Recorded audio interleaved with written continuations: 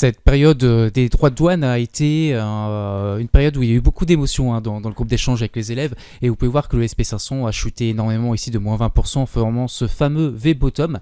Eh bien, comment se sont comportées nos positions? Donc je vais vous montrer 3 positions que je suivais avec nos élèves. Une position qui a été maintenue et qui a fini en gain, une position qui a été coupée en perte, et puis une opportunité qui a découlé des tarifs de droits de douane.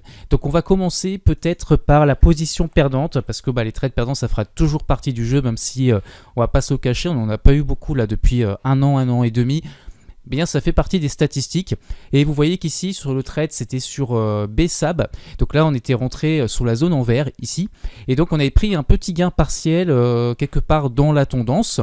Le problème c'est que derrière le restant de la position a été clôturé ici suite au gap baissier.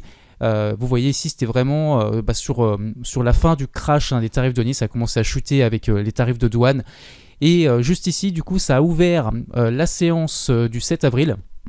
Et du coup on a clôturé sous notre niveau d'entrée, on a clôturé ici en perte et bien le restant de la position. Et donc si on faisait le total entre le petit gain partiel qu'on avait pris et puis la perte qu'on a pris ici, ça faisait un trade perdant, mais avec une perte qui restait maîtrisée. Vous voyez qu'ici on n'a pas une grosse perte du fait qu'on avait pris un petit bonbon durant la première jambe de hausse ici, avant le crash des tarifs de droits de douane.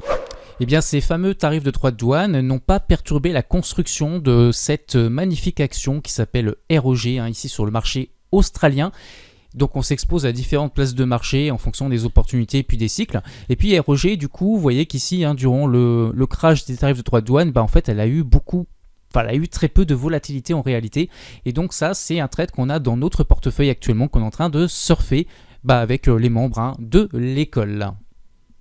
Et enfin, ce fameux trade d'exception qu'on a surfé aussi avec les élèves. Donc vous voyez qu'ici on était rentré dans cette zone là et on a surfé une énorme tendance. Donc ça c'est un trade qui nous fait le plus gros de la performance de 2025, puisque à lui tout seul il a dû nous rapporter environ plus 10% de mémoire sur le track record.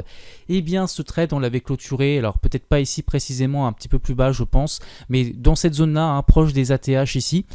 Et vous voyez que si on va chercher un petit peu en journalier pour voir qu'est-ce qui s'est passé durant les tarifs de droits de douane, donc c'était ici, c'était sur mars-avril, eh bien on voit que le 2 avril ici ça a commencé à bien se crasher, un petit peu comme le V-bottom qu'on a pu observer sur le SP500, et puis derrière finalement ça a été un épiphénomène, c'est reparti de plus belle dans la tendance.